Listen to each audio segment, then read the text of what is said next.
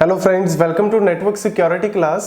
आज की इस क्लास में हम लोग डिस्कस करने जा रहे हैं user authentication, token based and biometric, remote user authentication, intrusion detection system, Honey ports and denial of service. और ये टॉपिक सिर्फ लिखा हुआ है टेक्निकल असिस्टेंट के सिलेबस में। याद रखना, साइंटिस्ट बी के सिलेबस में ये नहीं लिखा हुआ, तो उनको ये करने की जरूरत नहीं है। सिर्फ टेक्निकल असिस्टेंट वाले इसको कर लें, क्योंकि इसमें से अगेन मतलब मैक्सिमम क्वेश्चन जो है वो एक या दो ही आ सकते हैं, मतलब हार्डली एक क्वेश्चन आने का चांसेस है। लेकिन फिर भी अगर आपको कहीं ना कहीं जो एक आधा क्वेश्चन थ्योरी लेवल का ही आएगा, और उसके बारे में इसलिए आपको सारे के सारे एस्पेक्ट जो है वो मैं इसमें वीडियो में कवर करवा दूंगा। तो चलिए स्टार्ट करते हैं। सबसे पहले हम बात करेंगे यहाँ पे ऑथेंटिकेशन की, कि ऑथेंटिकेशन होता क्या है। तो ये कहानी स्टार्ट कहाँ से होती है? AAA मॉडल में, जो मैंने आपको लास्ट वीडियो में भी बताया था कि ऑथेंटिकेशन, ऑथराइजेशन एंड ऑडिटिंग, ये क्या है? एक सिक्योरिटी मॉडल है कि भैया अगर आप सिक्योरिटी चाहते हो ना तो इस मॉडल को फॉलो करो। मतलब कि सबसे पहले हम बात करते हैं ऑथेंटिकेशन की। ऑथेंटिकेशन मतलब सिंपल से एग्जांपल से बताऊं, अगर आप अपनी यूनिवर्सिटी कॉलेज में जाते हो तो अपने साथ क्या कैरी करते हो? आपका कार्ड, मतलब आइडेंटिटी कार्ड, जो आईडी कार्ड है। जैसे हम ट्रैवल भी करते हैं तो क्या रखते हैं? अपना आधार कार्ड साथ में रखते हैं। वो क्या है? एक तरह से मेरी ऑथेंटिकेशन है। क्लियर? तो that is called a authentication. Authentication अगर मैंने कर ली, उसके बाद होती है ऑथराइजेशन। ऑथराइजेशन मतलब कि यूनिवर्सिटी कॉलेज में, वैसे तो आप किसी भी कॉलेज यूनिवर्सिटी में जाके ऐसे थोड़ी ना कि लाइब्रेरी में बैठ गए, किसी प्रोफेसर से बात कर ली, किसी क्लास को अटेंड कर लिया, चोरी छुपे कर सकते हो, लेकिन ज्यादा देर तक ये चीज नहीं करोगे। तो कहीं ना कहीं होगा क्या कि पहले आपने एडमिशन ले लिया, एडमिशन लेने के बाद आपको एक प्रॉपर कार्ड मिल गया, रोल नंबर, रजिस्ट्रेशन नंबर सब कुछ मिल गया। अब क्या हो गया? मतलब आप एक ऑथेंटिक बंदे हो। अब ऑथेंटिक हो गए, अब आपको क्या मिलेगी? ऑथराइजेशन। ऑथराइजेशन में क्या होगा? आपको प्रॉपर बता दिया जाएगा कि भैया यहाँ पे आपकी क्लास लगेगी, लाइब्रेरी से आप बुक इशू करवा सकते हो, फैकल्टी से आप बात कर सकते हो, ये चीजें हैं, इस ग्राउंड में आप ऐसे से खेल सकते हो। मतलब सारा जो है ऑथराइजेशन आपको दे दी जाएगी। फिर आता है ऑडिटिंग। ऑडिटिंग का मतलब कि भैया जो मैंने ऑथराइजेशन दी है उसका यूज कैसे कर रहे हैं लोग। मतलब जो लोगों को, जिन जिन बंदों को मैंने अपनी ऑथराइजेशन दी है, परमिशंस दी हैं, उन परमिशंस को, प्रिविलेजेस को कैसे यूटिलाइज कर रहे हैं, कैसे लोग यूज कर रहे हैं। तो हम ऑडिटिंग में उस चीज को ऑडिट करते हैं। जैसे पूरे साल में हम ऑडिट करेंगे कि भैया इतने रुपए मैंने इसको दिए, इतने रुपए इसको दिए, क्या उसने किया, क्या हुआ, वापस कितने आए। तो मेरे पूरे साल के एंड में क्या होगा? एक ऑडिटिंग होगी, ताकि मेरे को पता लगेगा कि जो मैंने ऑथराइजेशन दी थी, जो मैंने परमिशन दी थी, कैसे कैसे लोगों ने उसको यूटिलाइज किया, क्या उसको पॉजिटिव में यूटिलाइज किया या नेगेटिव वे में यूटिलाइज किया। तो ये सारी कहानी वहां पे होती है। चलिए, ऑथेंटिकेशन बहुत ज्यादा इंपॉर्टेंट है।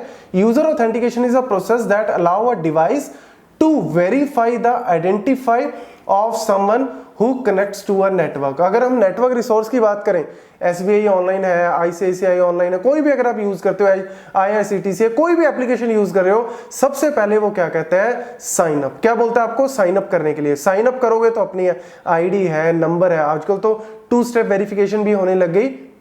आजकल क्या, वैसे तो पहले से चल रही है कि पहले आपको जो है वो एक OTP भी आता है नंबर पे, तो फिर उसको आप भरने के बाद आप क्या करते हो? एक प्रॉपर आपकी साइन इन जो है वो हो जाती है। फिर साइन इन करने के बाद आपको प्रिविलेज मिलती है कि आप ये कर सकते हो, ऐसे कर सकते हो। जैसे Amazon प्राइम वगैरह, नेटफ्लिक्स, ऐसा थोड़ी ना, पहले आपको साइन अप करना पड़ेगा, ऑथेंटिकेशन आपको शो करनी पड़ेगी।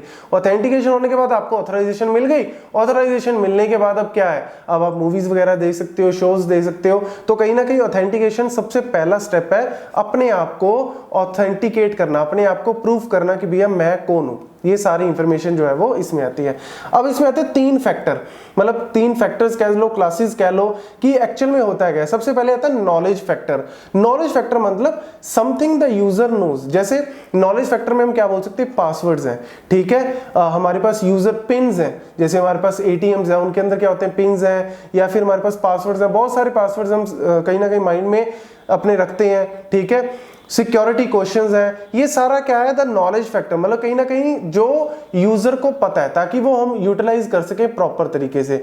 फिर आता है ऑनरशिप फैक्टर। ऑनरशिप फैक्टर में समथिंग द यूजर हैज, जैसे कोई रिस्ट बैंड है, ID कार्ड है, टोकन्स हैं, सॉफ्टवेयर टोकन है, सेल फोन है होल्डिंग है सॉफ्टवेयर टोकन, कुछ भी, जैसे आप कार्ड वगैरह टैग्स होते हैं, ठीक है, टैग्स को आप यूज करते हो आजकल, जैसे एटीएम वगैरह में भी है, कॉन्टैक्ट वाले भी होते हैं, कॉन्टैक्टलेस भी होते हैं, कि आपने पेट्रोल वगैरह भरवाया, उसके बाद आपने कार्ड दिया, कार्ड से क्या हुआ, आपकी इंफॉर्मेशन कहीं ना कहीं उसमें ऑलरेडी क्या होती है, सेव होती है, तो उस इंफॉर्मेशन के थ्रू क्या होगा, लास्ट में आपके पास ओटीपी या पिन आपने एंटर किया तो आपकी ट्रांजैक्शन कंप्लीट हो गई। देन आता है इनहेरेंस। इनहेरेंस फैक्टर में क्या आता है, जहां पे हम बात करते हैं कि भैया जो बाय डिफॉल्ट यूजर के अंदर है, जैसे फिंगरप्रिंट है, रेटिनल है, डीएनए सीक्वेंस है, जिसको हम कहीं ना कहीं बायोमेट्रिक में यूज करते हैं, बायोमेट्रिक में हम इन चीजों का यूज करते हैं। तो ये 3 फैक्टर्स हैं कि हम किस तरीके से सिक्योरिटी ऑथेंटिकेशन कर सकते हैं। ऑथेंटिकेशन करने के लिए पहला तरीका हम यूज कर सकते हैं जैसे नॉलेज फैक्टर, कि भैया बंदों को बोलो कि पासवर्ड याद रखें, ठीक है, पिन्स को याद रखें। दूसरा क्या है, ऑनरशिप, कि हमने क्या दे दिया, कार्ड दे दिया, एचडीएफसी आईसीआईसीआई सबने क्या दे दिया, कार्ड दे दिया, कि भैया बस पिन याद रखो और आपको ये कार्ड जहां पे भी आप यूज करोगे लास्ट में पिन भरना काम हो जाएगा। फिर आ गया इनहेरेंस फैक्टर, मतलब बायोमेट्रिक। यूनिवर्सिटी कॉलेज में अटेंडेंस लगाते हो तो अटेंडेंस लगाने से पहले क्या है, बायोमेट्रिक है, चाहे फिंगरप्रिंट है, चाहे रेटिनल है, कोई भी ऐसे हम जहाँ पे जाते हैं तो कहीं ना कहीं हमारा जो है वो जैसे आधार कार्ड वगैरह बनी है तो उसमें भी क्या है, आपको पूरा आपका थंब एक्सप्रेशन है, इवन फिंगर्स है, सारा का सारा क्या है, स्कैन किया है, तो कहीं ना कहीं उसके थ्रू आपको ऑथेंटिकेशन प्रोवाइड की है। देन आता है single factor authentication and multi factor. Single factor का मतलब क्या है, एक फैक्टर को हम यूज करें, जैसे it is a weakest level of authentication, only single component from the one of the 3 categories, जो हमने पीछे डिस्कस की है 3 कैटेगरी में से, उनमें से सिर्फ एक कैटेगरी को हम यूज करते हैं टू आइडेंटिफाई अ पर्सन, मतलब कोई भी एक कैटेगरी को हम यूज करते हैं। The use of only one factor does not offer much protection from misuse and malicious intrusion. कहीं ना कहीं इंट्रूजन मतलब कि कहीं ना कहीं कोई बंदा गलत तरीके से उसको यूटिलाइज कर सकता है। This type of authentication is not recommended for the specially financially, जितनी भी ऑथेंटिकेशन होती है वहां पे वो इस तरीके की यूटिलाइजेशन नहीं करते, वहां पे कहीं ना कहीं क्या करते हैं, मल्टी फैक्टर को। मल्टी फैक्टर मतलब multi factor authentication involves 2 or more authentication factor, something you know and something you have or something you are, मतलब कहीं ना कहीं या तो हम क्या यूज कर सकते हैं, something you no, something you have, या फिर समथिंग यू आर। वही जो तीनों हमने यूज किए हैं पीछे डिस्कस किए, उनमें से कहीं ना कहीं 2 फैक्टर्स को आपको यूटिलाइज करना है ऑथेंटिकेशन करने के लिए। जैसे जो लोग बैंक में काम करते हैं, बैंक वगैरह में काम करते हैं, उनको कहीं ना कहीं अपना डेली बेसिस पे क्या होता है, अपनी ऑथेंटिकेशन कैसे शो करनी है, कहीं ना कहीं वो बायोमेट्रिक भी यूज करते हैं, ठीक है, अपने कार्ड्स को भी यूज करते हैं, पासवर्ड्स वगैरह भी वो यूटिलाइज करते हैं, उनको तो मल्टी फैक्टर में यूटिलाइज करना पड़ता है, क्योंकि स्पेशली फाइनेंशियल जहां पे भी ट्रांजैक्शन होती हैं उसमें ऐसे ही आपको करना ही पड़ेगा। लेकिन जैसे हम लोग यूज करते हैं, ऑनलाइन ट्रांजैक्शन यूज करते हैं, वहां पे हम पासवर्ड्स को यूज करते हैं, ठीक है, यूजर नेम भरा, पासवर्ड्स भरा, और उसके बाद कहीं ना कहीं कार्ड के नंबर की भी बात कर सकता है, या फिर आपसे कहीं ना कहीं लास्ट में ओटीपी वगैरह आता है, ठीक है, आपके फोन नंबर पे कोई ना कोई मैसेज आएगा, उसको फिल करना पड़ेगा, तो कहीं ना कहीं जो है वो मल्टी फैक्टर्स का यूटिलाइज किया जाता है। लेकिन हर जगह पे यूज नहीं कर सकते, नॉर्मल जैसे जीमेल वगैरह, अब जो फ्री में सर्विसेज प्रोवाइड कर रहे हैं जहां पे पैसे का कोई ज्यादा नहीं है, तो कहीं ना कहीं ज्यादा लेवल यूज करेंगे तो कॉम्प्लेक्स हो जाएगा सिस्टम।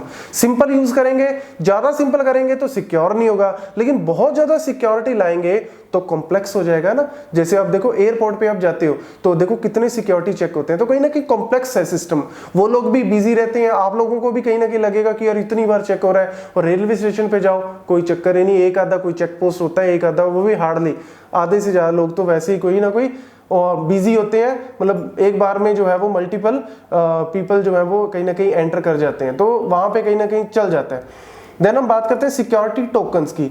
सिक्योरिटी टोकन्स क्या है, basically it is again authentication token which is a small hardware device. Cards basically हम ऑथेंटिकेशन 2 तरीके से करते हैं, या तो हम कार्ड्स वगैरह पासवर्ड जो है उसके थ्रू, या फिर हम बायोमेट्रिक को यूज करते हैं, वही जो मैंने 3 फैक्टर बताए हैं। तो उसमें से something the user have, something the user have जो सेकंड फैक्टर बताया वो है एक्चुअल में सिक्योरिटी टोकन, जिसमें हम कार्ड्स वगैरह RFIDs हैं जिनके थ्रू हम क्या करते हैं, अपनी ऑथेंटिकेशन, अपना जो वजूद है वो अपनी ऑथेंटिकेशन, अपना प्रूफ जो है वो शो करने की कोशिश करते हैं। तो चाहे वो की फॉब्स हैं, ठीक है, मल्टीपल मेथड्स हम यूज कर सकते हैं। पिन है which authorise the user to enter, जैसे आप पेट्रोल वगैरह भरवाते हो, ऑनलाइन शॉपिंग करते हो, ठीक है, वहां पे आप कार्ड की इंफॉर्मेशन देते हो और उसके बाद ओटीपी वगैरह आता है, वो क्या है, एक तरह से सिक्योरिटी टोकन्स है जो यूजर ने कहीं ना कहीं अपने लेवल पे यूज किए हुए हैं और किसी थर्ड पार्टी ने उसको ऑथेंटिकेट किया हुआ है। और जनरली इंपॉर्टेंट क्या है इसमें कि कहीं ना कहीं ये जो इंफॉर्मेशन है ये फ्रीक्वेंटली चेंज होती रहती है, ताकि ऐसा ना हो कि सेम इंफॉर्मेशन आएगी तो उस कार्ड को किसी और ने यूटिलाइज कर लिया तो गई सिक्योरिटी कहीं ना कहीं आपकी खत्म हो गई। तो ये कहीं ना कहीं जो है वो वैल्यूज आपकी, जैसे कॉन्टैक्ट आपके कार्ड्स हैं या कॉन्टैक्ट लेस कार्ड्स हैं। कॉन्टैक्ट कार्ड में तो क्या होता है कि जैसे आपने पेट्रोल वगैरह भराया, आपने कार्ड दिया, उसने मशीन में डाला, आपको बोला कि पिन भर दो, आपने पिन भर दिया, पिन भरने के बाद आपकी ट्रांजेक्शन कंप्लीट हो गई। कॉन्टैक्ट लेस में तो और भी चीज है, क्या है, आपको कुछ भी नहीं करना, सिर्फ कार्ड उसकी मशीन पे ऐसे रखना है, ट्रांजेक्शन हो गई। अब भैया उस कार्ड को किसी और ने उठा के और रख दिया, उसकी भी ट्रांजैक्शन हो गई। तो होता क्या है, कहीं ना कहीं कुछ टाइम बाद वो वैल्यूज जो है वो चेंज होती रहती हैं, मतलब जो आइडेंटिफिकेशन नंबर्स हैं वो क्या होते रहते हैं, चेंज होते रहते हैं, ताकि कोई मिसयूज ना कर पाए। अब देखो ये वही बता रखा है, smart card remove the inconvenience like remembering. कहीं ना कहीं स्मार्ट कार्ड से हेल्प क्या हुई, आपको इतने ज्यादा यूजर नेम पासवर्ड याद रखने की जरूरत नहीं, कार्ड दिया, काम खत्म। स्मार्ट कार्ड जो है इंटीग्रेटेड सर्किट्स है, पॉकेट साइज कार्ड्स होते हैं, ठीक है, उनके थ्रू हम कहीं ना कहीं ज्यादातर यूटिलाइज कर सकते हैं, हमेशा उसको कैरी कर सकते हैं। स्मार्ट कार्ड्स आर कॉन्टैक्ट हो सकते हैं या फिर कॉन्टैक्ट लेस कार्ड्स भी आपके हो सकते हैं। एप्लीकेशन, ये हमारी मल्टीपल एप्लीकेशंस हैं जहां जहां पे हम यूज कर सकते हैं, जैसे डोर सिक्योरिटी सिस्टम है, इलेक्ट्रॉनिक वोटिंग सिस्टम है, स्मार्ट कार्ड सिस्टम्स आपके ऑनलाइन ट्रांजैक्शंस के लिए हो गए, ऑफिस के लिए हो गए, अलग अलग आपको कहीं ना कहीं इसके बारे में बेसिक पता ही होगा। आपको ज्यादा डिटेल में जाने की जरूरत नहीं है, एक आधा कोई थ्योरेटिकल क्वेश्चन हार्डली पूछा जा सकता है इसमें से। देन RFID, RFID में सिर्फ आप डेफिनेशन याद रखो, it is a radio frequency identification that make use of non contact radio frequency electromagnetic field to transfer the data. सबसे बेस्ट एग्जांपल है RFID का, ये जो आप टोल वगैरह पे जाते हो तो वहां पे क्या होता है, जो फास्ट टैग्स वगैरह, तो फास्ट टैग क्या होता है, जैसी कार आई उसने ऑटोमेटिकली रीड कर लिया, दैट इज कॉल्ड RFID। वहां से रीड किया टैग की वैल्यू, आपके अकाउंट में से वो ऑटोमेटिकली क्या हो गया, पैसे डिडक्ट हो गए, आपको अलाउ कर दिया कि जाओ। That is the main point. What are the biometrics? Biometrics basically क्या है, the word come from the Greek word है bios means life and metrikos means measure. मतलब हम कहीं ना कहीं जो ह्यूमन बीइंग है उसके कुछ ऐसे मेजरमेंट उठा रहे हैं, उसके कहीं ना कहीं ऐसी चीजें उठा रहे हैं जिससे कहीं ना कहीं उसको हम आइडेंटिफाई कर सके। जैसे फिंगर, जैसे थंब एक्सप्रेशन है, फिंगर्स हो गए, रेटिनल हो गया, DNA है, ठीक है, मल्टीपल हम यूज कर सकते हैं।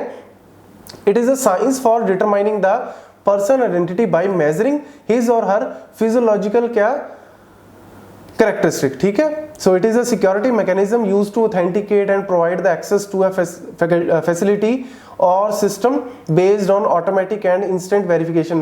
इतनी ज्यादा आपको पढ़ने की जरूरत नहीं है, बेसिक मैंने आपको बता ही दिया कि बायोमेट्रिक होता क्या है। यूनिवर्सिटी कॉलेजेस में आजकल हर एक जगह पे कहीं ना कहीं आम है, एम्प्लॉयज के लिए क्या कर देते हैं कि भैया आओ अटेंडेंस मार्क करनी है, लगाया अटेंडेंस मार्क्ड होगी ऑटोमेटिकली, क्लियर। अब देखो बायोमेट्रिक सिक्योरिटी में हम करते क्या, यूनिक कैरेक्टरिस्टिक है। देखो ये सबसे बड़ी इंपॉर्टेंट पॉइंट है कि इतने दुनिया में देखो कितने अरब लोग हैं, फिर भी क्या है, सबका फिंगर एक्सप्रेशन क्या है, अलग अलग है। तो देखो आप एप्पल वगैरह में आप यूज करते हो, आईपैड वगैरह में थंब लगाया, मोबाइल्स में यूज करते हो थंब लगाया या फिंगरप्रिंट एक्सप्रेशन को यूज किया, आपने ऑथेंटिकेट किया, मोबाइल खुल गया, ओपन हो गया, ठीक है। रेटिनल बेस भी यूज कर सकते हो, जैसे मोबाइल सामने रखते हो साथ के साथ वो क्या करता है, रेटिनल एक्सप्रेशन को यूज करके मोबाइल को अनलॉक कर देता है। तो ये बेसिकली बायोमेट्रिक सिस्टम है जिसमें हम ह्यूमन बीइंग की जो फिजियोलॉजिकल कैरेक्टरिस्टिक है उसको हम क्या करते हैं, यूज करते हैं। अब टाइप्स हमारे पास फिंगरप्रिंट हो गया, फेस रिकॉग्नाइजेशन हो गया, आइरिस हो गया, वॉइस हो गया, सिग्नेचर रिकॉग्नाइजेशन हो गया, मल्टीपल तरीके हैं, ठीक है। ये कुछ डायग्राम से आपको क्लियर हो गया होगा, वैसे तो आपको ऑलरेडी इसके बारे में कहीं ना कहीं थोड़ी बहुत नॉलेज होगी। Advantages, security, accuracy, accountability, convenience भी है, ठीक है, कन्वीनियंट ही है, आपको ज्यादा कुछ कैरी करने की जरूरत नहीं है। यूनिवर्सिटी कॉलेज में गए, कोई कार्ड कूड की जरूरत नहीं है, जाके फिंगरप्रिंट लगाई, काम खत्म। ट्रस्टेबल भी है, ठीक है, क्योंकि पासवर्ड्स वगैरह तो कोई ना कोई आपके यूज भी कर सकता है, लेकिन थंब एक्सप्रेशन आपके यूज नहीं कर सकता, मतलब आपकी नॉलेज में होगा तब यूज करेगा, ठीक है। अगर कोई धक्के से आपको ऐसे पकड़ के हाथ और आपका लगा दे तो बात अलग है, ऐसे तो आपको कोई ना कोई पागल नहीं बना सकता, लेकिन वहां पे कहीं ना कहीं पॉसिबल है। देखो पॉसिबल तो सारी जगह ही है, ठीक है ना। अगर आप हॉलीवुड मूवीज वगैरह में देखोगे तो आपको लगेगा कि सर ये भी कहाँ ट्रस्टवर्दी है। हर एक जगह के लूप होल्स होते हैं, प्रॉब्लम होती है, लेकिन हम डिपेंड करता है कि भैया यूजर नेम पासवर्ड में देखो इतना कुछ याद रखना पड़ता है माइंड में, ठीक है। एटलीस्ट इसमें क्या है, इजी है, जाके सीधा आप अपना चाहे रेटिनल है चाहे फिंगरप्रिंट है कोई भी आपने दिया, साथ के साथ आपको ऑथेंटिकेट कर दिया। फ्लेक्सिबल है, सेव टाइम है, ठीक है। Save time in terms of user, user के लिए तो सेव है टाइम, लेकिन जो इस चीज को यूज कर रहा है, जो सर्विस प्रोवाइडर है, उसके लिए कहीं ना कहीं कॉम्प्लेक्स है, क्योंकि उसको बैकएंड पे मशीन्स लगानी पड़ेंगी, ठीक है ना। यूजर ने पासवर्ड में तो क्या है, अपना भरना पड़ेगा, अपनी मशीन से भरेगा। लेकिन अगर हम बोल रहे हैं कि यूनिवर्सिटी कॉलेज में अटेंडेंस लगेगी बायोमेट्रिक के थ्रू स्टूडेंट्स की, तो ऑब्वियसली कहीं ना कहीं क्या होता है कि भैया उनको पहले हार्डवेयर सेटअप भी करना पड़ेगा, सॉफ्टवेयर भी, बैकएंड पे इतना डेटा सेव होगा, तभी तो मैच, अगर मैच ही ना हुआ तो प्रॉब्लम होगी। आप लगाते जा रहे हो फिंगर, वहां पे मैच ही नहीं हो रहा तो प्रॉब्लम क्रिएट होगी। डिसएडवांटेज देखो, physical traits are not changeable, मतलब कि कहीं ना कहीं ये देखो फिजिकल ट्रेट्स, मतलब कि कहीं ना कहीं अगर प्रॉब्लम आती है, मतलब कि आपका कोई ना कोई, जैसे कई बार क्या होता है, बहुत ज्यादा काम अगर आप करते हो, फिजिकल वर्क अगर होता है, तो उससे कहीं ना कहीं आपके ये जो थंब एक्सप्रेशन है या वैल्यूज वहां पे कहीं ना कहीं चेंज हो जाते हैं, ठीक है। कुछ टाइम बाद कहीं ना कहीं चेंज होने लग जाते हैं, तो फिर उसमें एरर रेट भी ज्यादा आने लग जाते हैं। बहुत बार ऐसे हमने भी फेस किया है कि कई बार क्या हुआ, हाथ गिल्ले हो तो कई बार आप लगाते हो ना बायोमेट्रिक, उसमें अटेंडेंस लगती नहीं है, ठीक है। या फिर कुछ टाइम पे क्या होता है कि प्रॉपर वे से अगर आप नहीं रखते, कुछ मशीन्स होती हैं जो थोड़ा सा ही आपने रखा उठा लेते हैं, कुछ होती है कि पहले प्रॉपर प्रेस करो, सारी तरफ से आपको चेक करेगा, सारे के सारे वैल्यूज चेक करेगा, तब जाके आपको अलाउ करेगा। एरर रेट्स भी आ जाती हैं, कॉस्ट ज्यादा है, डिले भी कहीं ना कहीं आपके हो सकते हैं, ठीक है। अनहाइजीनिक है, मल्टीपल बंदे उसी मशीन को यूज कर रहे हैं। आज के टाइम पे तो बहुत ही ज्यादा, कोरोना के टाइम पे अब तो बायोमेट्रिक का यूज होगा ही नहीं, ठीक है ना। फिंगर स्पेशली कि एक ही मशीन पे अगर बार बार लगा रहे हैं, तो वो तो वैसे ही कह रहे हैं कि भैया कहीं ना कहीं ये वायरस जो है वो एक जगह पे रहता है, तो फिर कहीं ना कहीं अनहाइजीनिक यहाँ पे आप कह सकते हो। कॉम्प्लेक्स भी है सिस्टम, जो प्रोवाइड कर रहा है उनके लिए कॉम्प्लेक्स है। एरर्स, इसमें बोलते हैं दो टाइप के एरर्स होते हैं, false rejection rate and false acceptance. False rejection मतलब रेट एट विच ऑथेंटिक और एनरोल्ड पर्सन आर रिजेक्टेड, मतलब जो बंदा ऑथेंटिक है उसको ही रिजेक्ट कर दिया कि भैया नहीं, आपने फिंगर लगाई, ऑथेंटिक ही नहीं किया, आपको दे दिया एरर, ठीक है। और उसके बदले क्या हो सकता है, फॉल्स एक्सेप्टेंट, मतलब कि कोई बंदा ऑथेंटिक नहीं है, उसने ऐसी मशीन में देखा कि देखता हूं क्या पता उठा ही ले मेरी फिंगरप्रिंट को, देखा उसको उठा लिया, ठीक है। मे भी थोड़ा बहुत मैच कर रहा होगा किसी के साथ, क्योंकि कहीं ना कहीं बैकएंड पे काम तो हार्डवेयर और सॉफ्टवेयर ही कर रहे हैं, तो अगर कुछ भी थोड़ी बहुत भी इधर उधर होगी, एरर रेट्स आपके कहीं ना कहीं होते हैं, कुछ ना कुछ एरर्स कहीं ना कहीं होते हैं, तो उसकी वजह से आपको इस तरीके के प्रॉब्लम फेस करने पड़ सकते हैं। Remote user authentication. Remote user authentication is a mechanism in which a remote server verifies the legitimacy of a user over a insecure communication channel. Daily basis पे हम करते हैं, ठीक है। हम सर्विसेज को यूज कर रहे हैं, वेब सर्विसेज को यूज कर रहे हैं, कहां पे जाके आपके सर्वर्स हैं आपको भी नहीं पता, तो रिमोटली हम क्या कर रहे हैं, एक्सेस कर रहे हैं सर्वर्स को। या अपने कॉलेज यूनिवर्सिटी के भी अगर हम बात करें, सर्वर्स कहीं और पे पड़े हैं, एक्सेस कर रहे हैं हम कहीं और जगह से, तो होता क्या है कि पब्लिक नेटवर्क के थ्रू हम क्या भेज रहे हैं, अपना डेटा भेजेंगे, यूजर ने पासवर्ड भेजेंगे, वो ऑथेंटिकेट करेगा कि हाँ ये बंदा ऑथेंटिकेट है या नहीं। अगर ऑथेंटिकेट है तो आपको सेशन प्रोवाइड कर देगा, आप उस सेशन को यूज करो, तब जाके आप ट्रांजेक्शंस वगैरह कर सकते हो। देन आता है IDS, which is a intrusion detection system. Intrusion detection system और फायरवॉल में मेनली क्या है कि फायरवॉल लगता है गेट पे, बिल्कुल एंट्री पॉइंट पे लगता है, और इंट्रूजन डिटेक्शन सिस्टम कहां लगते हैं, ये लगते हैं नेटवर्क के अंदर। नेटवर्क के अंदर मतलब हम क्या करते हैं, फायरवॉल से हम कोशिश करते हैं कि कोई गलत बंदा एंट्री ना कर पाए, लेकिन अगर वो एंटर कर गया तो वो प्रॉब्लम क्रिएट कर देगा।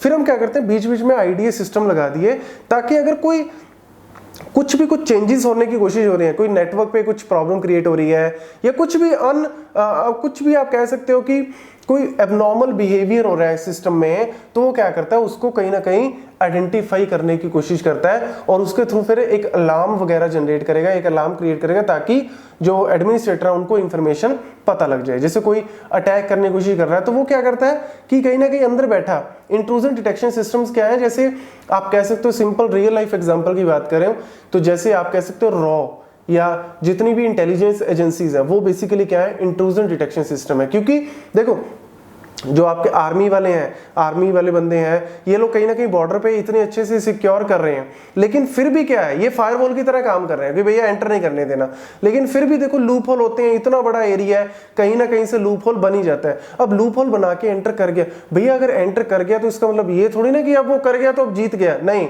अब भी हमारे पास चांस है, उसको पकड़ो, उसको रोको। तो फिर कहीं ना कहीं ये जो इंटेलिजेंस एजेंसीज हैं या फिर जो ये बीच में आप कह सकते हो जो एजेंट्स वगैरह होते हैं, ठीक है, ये लोग क्या करते हैं, ये अपनी इस तरीके से कोई ना कोई इंफॉर्मेशन रखते हैं कि यार कुछ भी अगर एबनॉर्मल कोई बिहेवियर हो रहा है तो उसको पकड़ो, उसको चेक करो। कोई बंदा भी अगर इस तरीके से जिसके ऊपर भी शक है कि वो नॉर्मल कहीं ना कहीं कुछ अलग से कोई काम कर रहा है, नॉर्मल लाइफ से हटके कुछ कर रहा है, तो उसके ऊपर कहीं ना कहीं कीप एन आई, अपनी आई जो है, अपनी आंखें जो है उसके ऊपर गड़ा के रखो। फेसबुक वगैरह इन सब पे भी चेक होता है कि कोई ना कोई ऐसी ट्वीट्स वगैरह है, कोई ना कोई ऐसी पोस्ट बंदा कर रहा है जो कहीं ना कहीं कंट्री के खिलाफ जा रही है कुछ इस तरीके से, तो वो फिर उसके ऊपर भी कहीं ना कहीं चेक रखते हैं। तो that is called IDS system, intrusion detection system. बहुत डीप में है वैसे तो, लेकिन अपने को इतनी ज्यादा डिटेल में करने की जरूरत नहीं है। NIDS that is a network intrusion detection, हम नेटवर्क के ऊपर लगा सकते हैं या फिर हम किसी होस्ट के ऊपर लगा सकते हैं। होस्ट मतलब किसी सर्वर के ऊपर लगा दिया, सर्वर पे जो भी काम हो रहा है उसको वो चेक करेगा, और नेटवर्क का मतलब है कि नेटवर्क में डाल दिया, अब नेटवर्क में जो भी पैकेट आ रहा है, जा रहा है, जो भी कुछ हो रहा है वो उसको चेक करता रहेगा। तो यही कहानी मैंने यहाँ पे लिखी हुई है, ज्यादा डिटेल में आपको इससे ज्यादा जाने की जरूरत नहीं है, this is more than sufficient. ऐसे ही होस्ट में बेसिकली वो क्या करता है, होस्ट के ऊपर जो है वो हम लगा देते हैं ताकि होस्ट जो है HIDS monitor the inbound and outbound packet, जो भी अंदर आ रहे हैं बाहर जा रहे हैं उस होस्ट से सारे के सारे जो चेक करता है, और अगर कोई गड़बड़ लगे तो अलर्ट कर देता है यूजर को, एडमिनिस्ट्रेटर को अलर्ट कर देता है कि कुछ सस्पिशियस है, कुछ गड़बड़ है।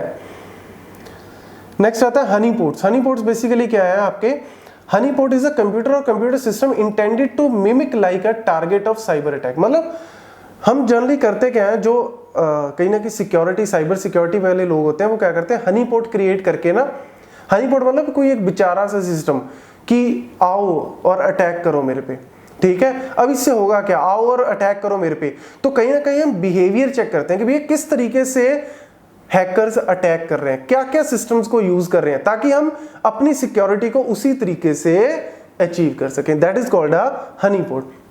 मतलब हम एक सिस्टम को इस तरीके से उसका एक क्रिएट कर रहे हैं डमी टाइप की, यार ऐसे लगे कि यार ये तो कुछ भी नहीं है, इस पे अटैक कर दो, ठीक है, जैसे ही उस पे अटैक होगा हम उसके अटैक के थ्रू सारी की सारी, एक तरह से आप कह सकते हो ड्रिल की तरह, ठीक है ना, ड्रिल की तरह, जैसे मॉक ड्रिल्स वगैरह होती हैं कि भैया देखो कि ओरिजिनल जब होगा तो बात की बात है, लेकिन एक बार देखो प्रैक्टिस करो कि कैसे हमारे अटैक्स हो सकते हैं, क्या क्या लूप होल्स हैं, क्या वर्नरेबिलिटीज हैं, उनको मेजर करो ताकि उसके थ्रू हम क्या बना सकें, अपनी सिक्योरिटी पॉलिसीज जो है वो बना सकें। लास्ट में आता है denial of service. Denial of service या DOS attack. Denial of service का मतलब क्या है, बेसिकली ये काफी पॉपुलर अटैक है, विकिपीडिया हो, जीमेल हो, गूगल हो, सब पे जो है वो डेली बेसिस पे डिनायल ऑफ सर्विस अटैक होते हैं। डिनायल ऑफ सर्विस अटैक में होता है क्या है कि भैया सर्वर जो है ना, एक यूजर क्या करता है, मल्टीपल अटैक मतलब मल्टीपल पैकेट्स भेजेगा उस सर्वर पे, ताकि वो सर्वर जो है वो उन पैकेट्स को मतलब प्रोसेस करने में बिजी हो जाए, और इसकी वजह से क्या होगा, अगर कोई नॉर्मल बंदा, कोई लेजिटिमेट बंदा उस सर्विस को एक्सेस करेगा ना, तो उसको बोलेगा सर्विस नॉट अवेलेबल, ठीक है। मतलब कहीं ना कहीं मैंने इतने ज्यादा उसके ऊपर मैसेज भेज दिए कि सर्वर मेरे मैसेजेस को रिस्पॉन्ड कर रहा है, मतलब बंदा एक ही है लेकिन उसने हजारों लाखों मैसेज भेज दिए, और उसकी वजह से क्या होगा, क्या जो बाकी के बंदे हैं वो उस सर्विस को एक्सेस कर ही नहीं पाएंगे। तो इसको हम बोलते हैं डिनायल ऑफ सर्विस। और जनरली ये दो तरीके से होता है, डिनायल ऑफ सर्विस आपका नॉर्मल, और एक होता है आपका DDoS, distributed denial of service. और ये जनरली होता है किस पे, बैंक से, मतलब कहीं ना कहीं फाइनेंशियल जितनी भी आपकी ट्रांजैक्शन गेटवेज है उनके ऊपर कहीं ना कहीं जो है वो रिवेंज के लिए, ब्लैकमेल करने के लिए कि आपकी सर्विस बंद कर देंगे, ठीक है। तो ये चीजें जो है फायरवॉल्स वगैरह इनको रोकते हैं। डिस्ट्रीब्यूटेड डिनायल ऑफ सर्विस में बेसिकली क्या है कि डिनायल ऑफ सर्विस में क्या होता है कि एक बंदा हजारों पैकेट भेज रहा है एक IP एड्रेस से, तो उसको कहीं ना कहीं रोका जा सकता है फायरवॉल से। फायरवॉल में हम बोल देंगे कि अगर इस IP एड्रेस से 2 से ज्यादा पैकेट आए तो ड्रॉप कर देना, सारे पैकेट्स को गेट पे ही रोक लेना। लेकिन डिस्ट्रीब्यूटेड में क्या होता है कि वो आईपी स्पूफ करते हैं। आईपी स्पूफ मतलब कि बंदा एक यहाँ पे बैठा है, लेकिन वो अलग अलग कंट्रीज के आईपी एड्रेसेस को स्पूफ करके अलग अलग मैसेजेस को अलग अलग जगह से मैसेजेस भेजेगा, ताकि फायरवॉल को ब्रेक कर सके, फायरवॉल की पॉलिसीज को वो क्या कर सके, ब्रेक कर सके। One of the simplest example इसका है SYN flooding. One of the simplest example है सिन फ्लडिंग। सिन फ्लडिंग में होता क्या है, जैसे टीसीपी है, हम क्या करते हैं, जो सर्वर है ना, टीसीपी क्या होता है, हैंडशेक, मतलब 3 वे हैंडशेकिंग हम यूज करते हैं। जो सेंडर है ना वो हजारों सिन पैकेट भेज देगा, हजारों क्या भेज देगा, सिन पैकेट। और सर्वर क्या करता है, एक एक पैकेट को उठा के क्या करता है, ये रिसोर्सेज को यूटिलाइज, रिसोर्सेज को क्या करते हैं, बेसिकली होता क्या है कि हम रिसोर्सेज को रिजर्व करते हैं। तो उसने पहला पैकेट उठाया, वो बेचारा पहले पैकेट को प्रोसेस कर रहा है, दूसरे को प्रोसेस कर रहा है, तीसरे को प्रोसेस कर रहा है। इतने में अगर कोई ओरिजिनल मैसेज भी आया ना, किसी नॉर्मल बंदे का मैसेज आया, तो उसको सर्वर क्या बोलेगा, सर्विस नॉट अवेलेबल। तो क्यों हो रही है, क्योंकि वो इन सारे पैकेट्स को क्या कर रहा है, प्रोसेस करने में बिजी हो गया। So that is called a denial of service attack. तो आपको इनके बारे में थोड़ा थोड़ा बेसिक जो है वो पूछा जा सकता है कि भैया होते क्या है, इससे ज्यादा डिटेल में आपको जाने की जरूरत नहीं है। नेटवर्क सिक्योरिटी में जो एन्क्रिप्शन वगैरह के ऊपर क्वेश्चन आ सकता है, अगर आया एक आधा, इसके ऊपर आने के कोई ज्यादा चांसेस नहीं है, लेकिन फिर भी जितना हो सकता है मैंने आपको उससे ज्यादा ही आपको जो है वो मेन पॉइंट्स आपको बता दिए हैं। Thank you.